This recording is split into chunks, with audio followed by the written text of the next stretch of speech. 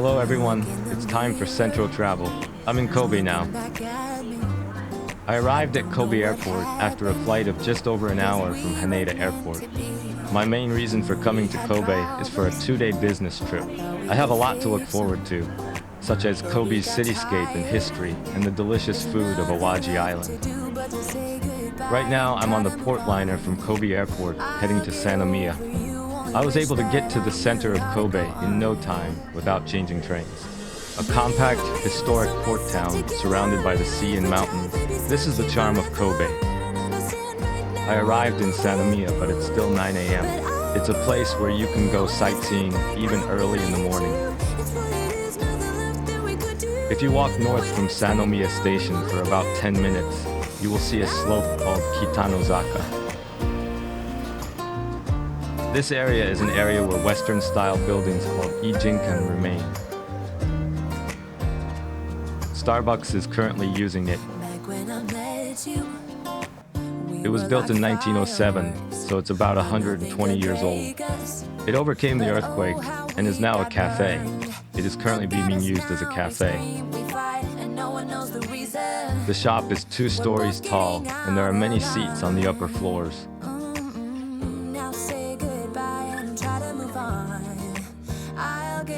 This room is decorated with paintings and photos related to coffee on the walls.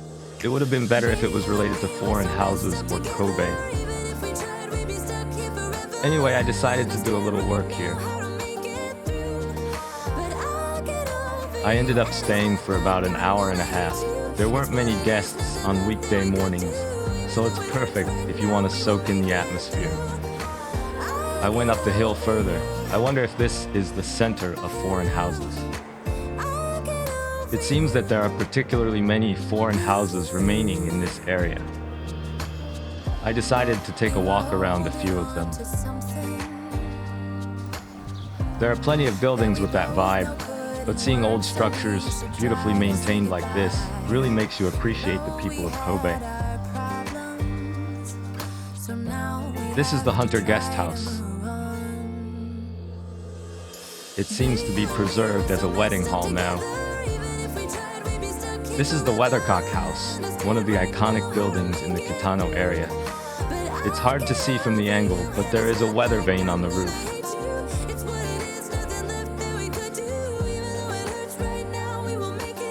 There were a lot of school trip students visiting since the morning.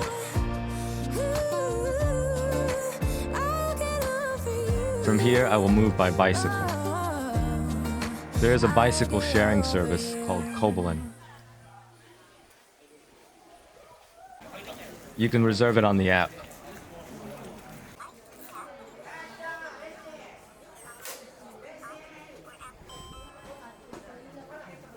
Let's go down to the station in one go.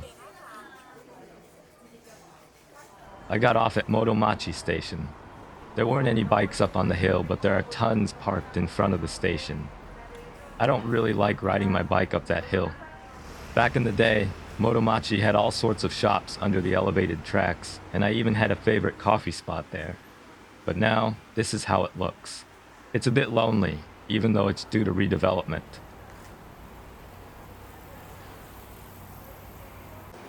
I'll have lunch at Grill Ippei, which is a few minutes from the station.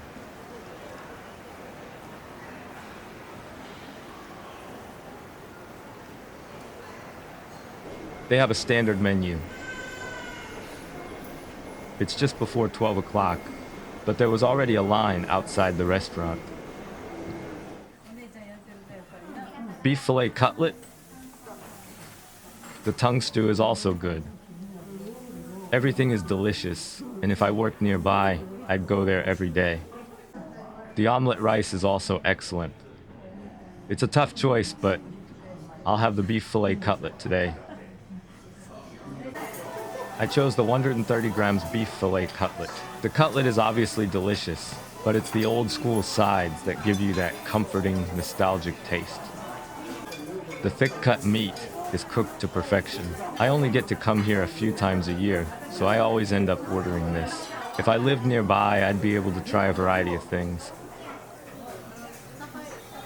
I'd say I've already achieved half of my purpose in coming to Kobe. Now let's head to our next destination. From Motamachi Station, we'll head west on the JR train. We'll take the next rapid train.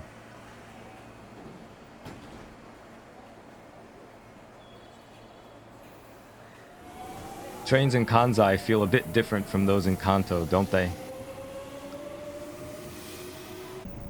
We're moving forward at a speed worthy of its name. In the distance, you can see the Akashi Kaikyo Bridge, crossing that will take you to Awaji Island. If I have time, I'm thinking of going to Awaji Island as well.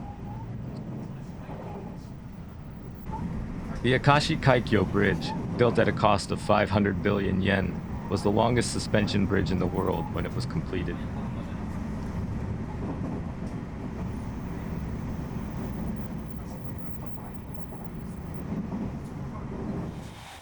Now I've arrived in Akashi.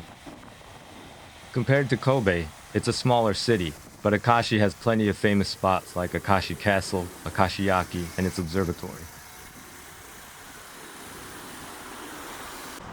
This is the former Taiyo fisheries. This is where Chubu Ikujiro was founded.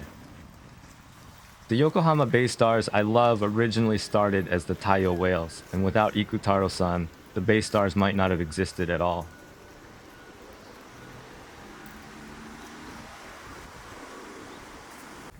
The park still retains traces of the old moat, but the main keep is no longer there. But the castle walls are still standing, and they're impressive and beautiful enough on their own, aren't they? It seems like the three-tiered turret is quite rare and unusual. Now let's take the Sanyo Electric Railway and move a little.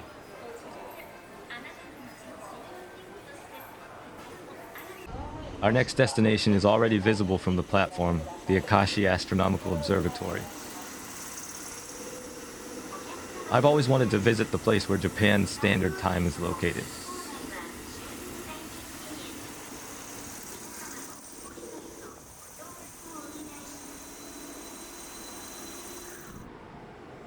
It only takes 1 minute to get there. It was a cutely colored train.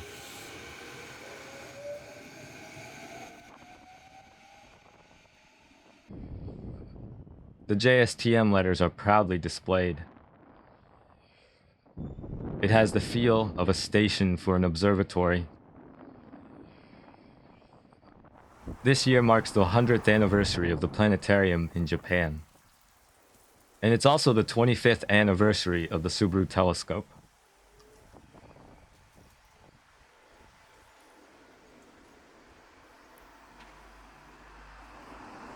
This is the 135 East Meridian. It's about 1/3 of the way around the Earth from Greenwich, London, plus a little extra. I figured why not, so I stepped across it. At the Greenwich Observatory, everyone's busy taking pictures straddling the meridian, but Akashi is so peaceful.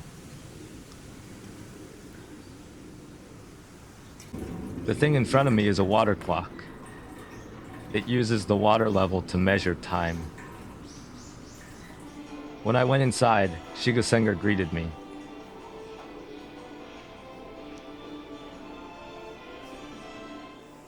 Inside there are many documents and equipment that tell the story of astronomical observation in the past. It's got all these intricate parts giving off a vibe of being a smart person's tool.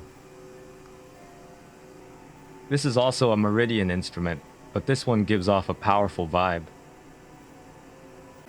The exhibits start with the basics, so it's easy to follow and reassuring.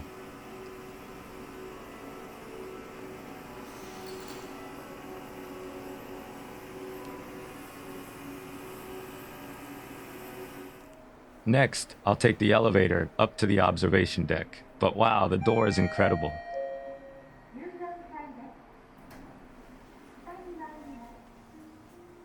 Wow, you can see everything around here. The contrast with the cityscape really highlights the massive scale of the Akashi Kaikyo Bridge. It's amazing they managed to build something like this, isn't it?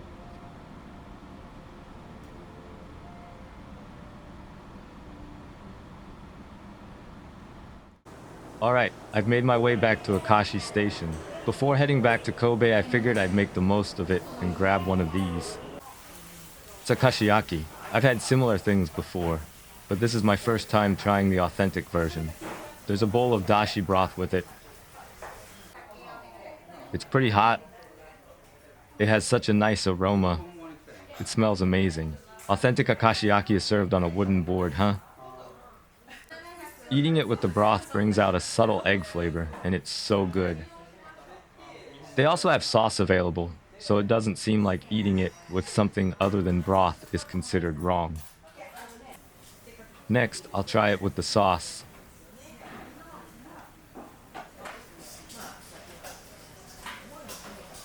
Oh, this is delicious in its own way.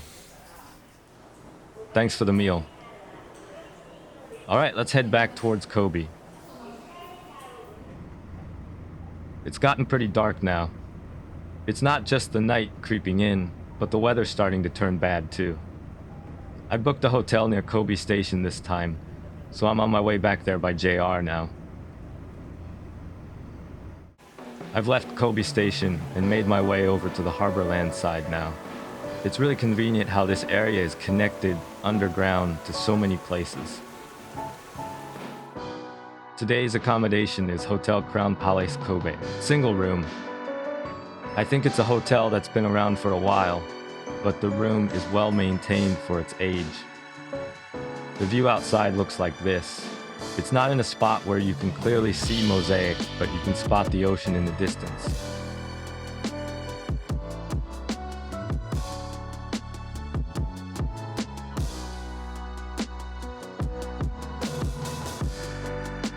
The bathroom feels like a standard unit bath. I'm really satisfied with the quality, considering I'm staying for around 10,000 yen per night. Alright, I think I'll head out again after I drop off my luggage. I walked all the way to the Mosaic area. This concerto ship is a cruise boat that takes tours around the area. It looks like the next tour will depart soon.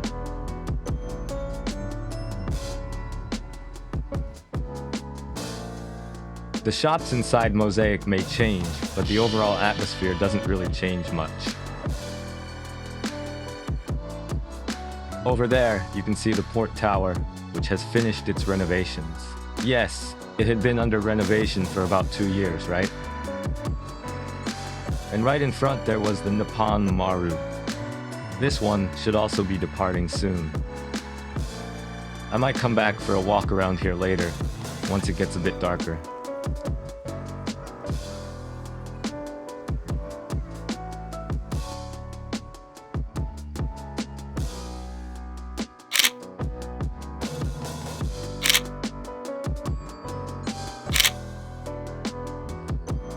I finished the solo exhibition and came to Tauka Coffee nearby, a cappuccino and cheesecake.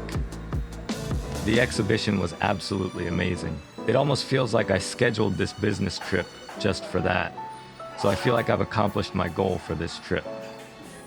I was soaking in the aftertaste, and before I knew it, there was almost no cheesecake left. The cappuccino was also really good.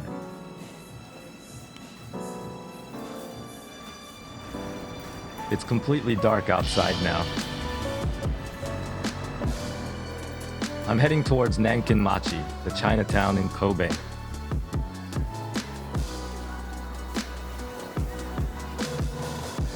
It has a different vibe compared to Yokohama's Chinatown. It gives the impression of not being overly commercialized as a tourist spot. It has a nice atmosphere. Kobe has this perfect balance to it overall.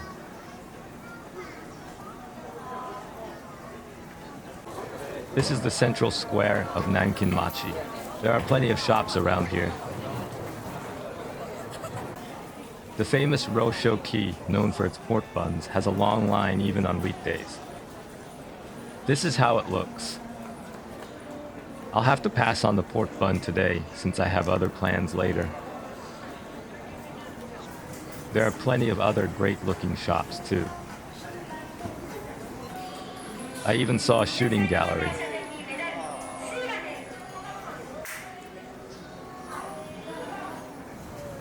I'm tempted to go to Rokushoki, but I'll be leaving Nankinmachi for now. There's a place I really want to visit when I'm in Kobe. So I've come to Ganso Pyongyang Raimenya in Shin-Nagata. As the name suggests, it's a restaurant specializing in cold noodles. When I'm eating barbecue and cold noodles here alone, it really feels like I'm in Kobe. First, a beer.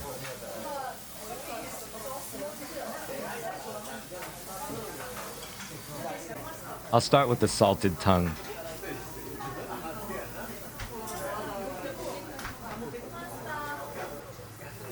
Since it's a solo barbecue today, I'll cook it just the way I like.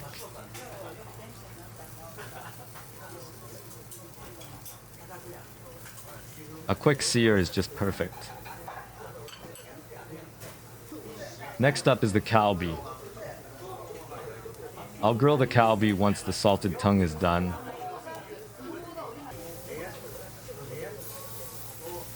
Kalbi is on the grill now. Solo barbecue can be quite busy since you have to keep grilling all the time. The sizzling sound makes it sound so delicious. Yeah, gotta be careful not to overcook it. That's it for the meat for now. Once I finish this, I'll order the main dish for today.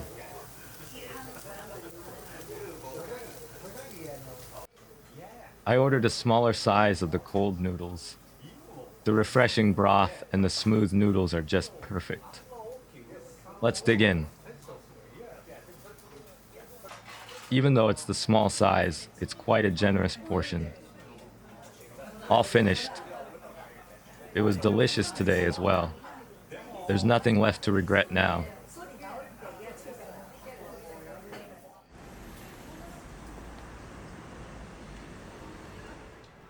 I'm feeling nice and relaxed, full, and with some drinks in me, so I'm heading back now.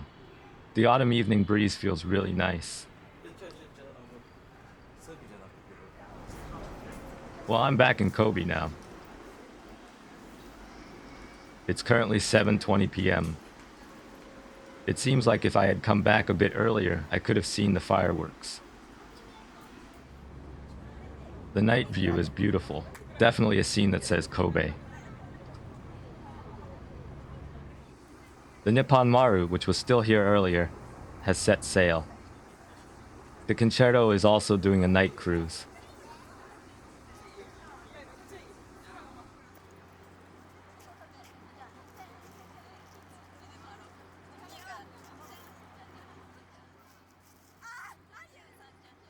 I feel like I have an unconditional admiration for people who grew up in Kobe. Isn't it unfair to grow up in such a stylish environment? If I were to live anywhere in Japan other than Tokyo, I always think Kobe would be my top choice.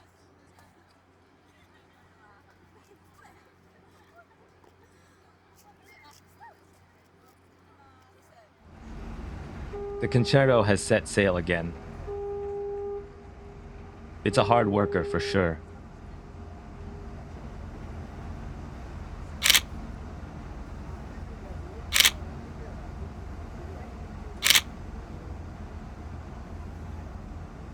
Yeah, it's a great night.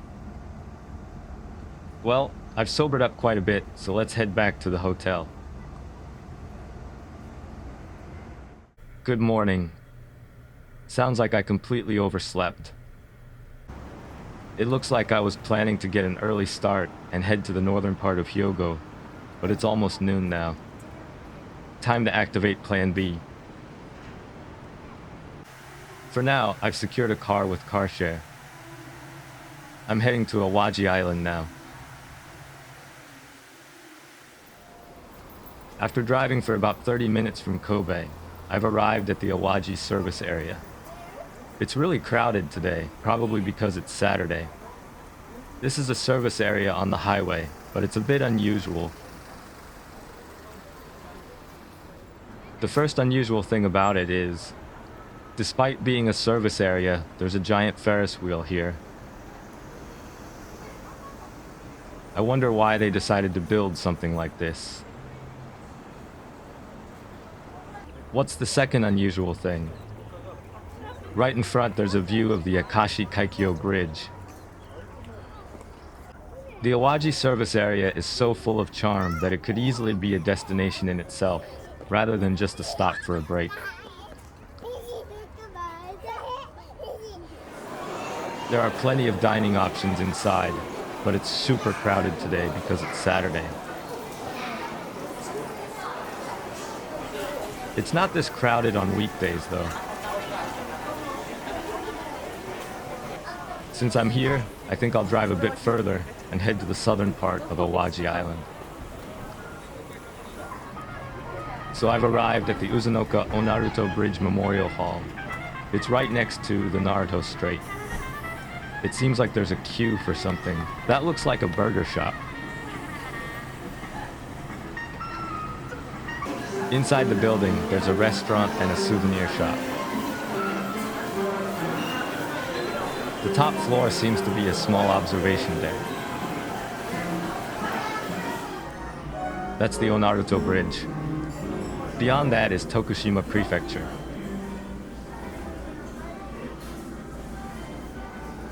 Over here, there's a giant onion monument. There's quite a crowd waiting to take photos.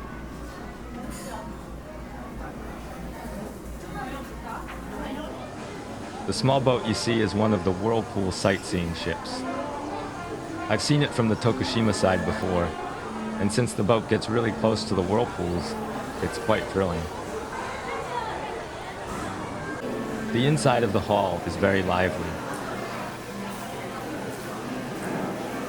There was a claw machine featuring Awaji Island's famous onions.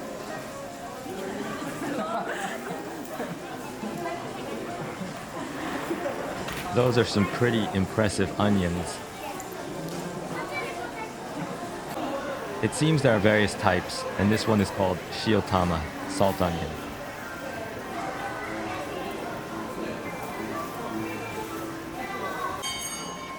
Sea breeze onions. And this one is mitsutama. I would have bought some to take home if I didn't have plans later.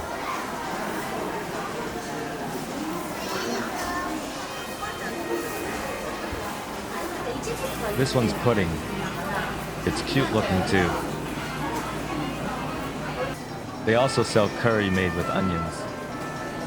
Awaji Island has so many delicious looking things. Since I'm here, I've decided to have a meal at the restaurant. There are even onion-shaped seats here. Here's part of the menu, and everything looks delicious. It's nice to see the thoughtful design touches. Is Spanish mackerel or sea bream in season now? Everything looks so good, it's really hard to choose. This small portion option looks great. I think I'll try the Spanish mackerel and octopus.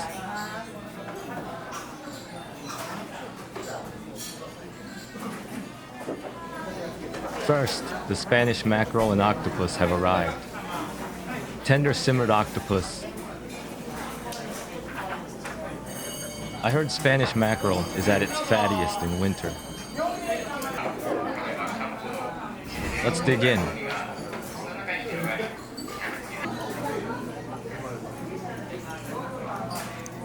The octopus is indeed incredibly tender. Next up is the main dish, Awaji beef hitsumabushi. Looks delicious.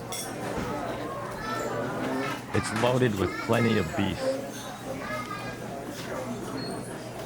The sauce, of course, is onion-based. And there's even an onion salad. There's broth included, which you pour over and enjoy.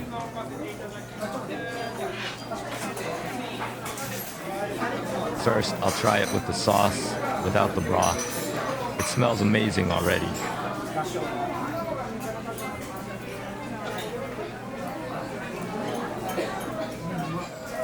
The onions are sweet, crispy, and delicious. I've served myself a small portion in a bowl. I'll pour the broth over this and try it as hitsumabushi.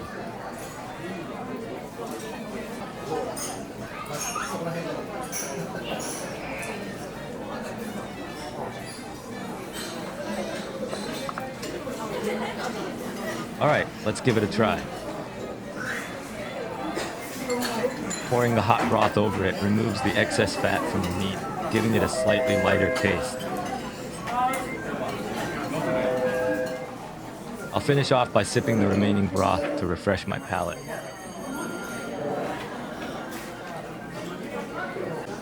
Ah, that was so satisfying.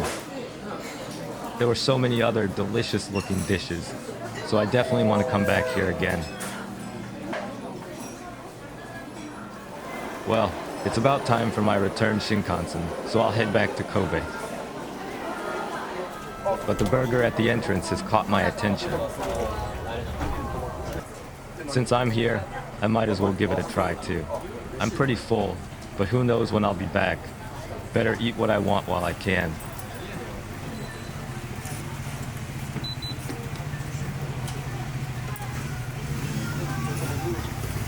Inside, there's awaji beef, tomato sauce, and a fried onion cutlet.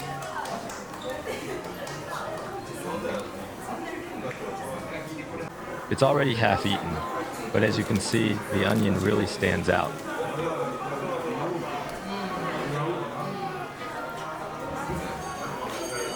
It's drizzling a bit, but the place was still packed with customers. Alright, this time I really think it's time to head back. I'm returning the car at Kobe Station and heading to Shin Kobe Station by subway.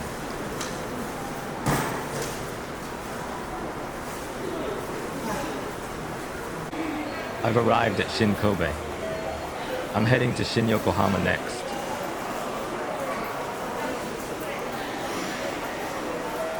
Being able to enjoy delicious food in Awaji Island at lunchtime and watch a baseball game in Yokohama by evening highlights the convenience of Japan's well-developed transportation system. The reserved seats were quite crowded, so I opted for the green car.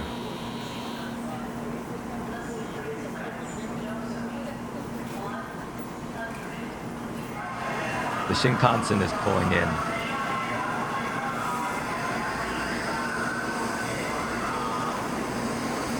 It looks so sleek.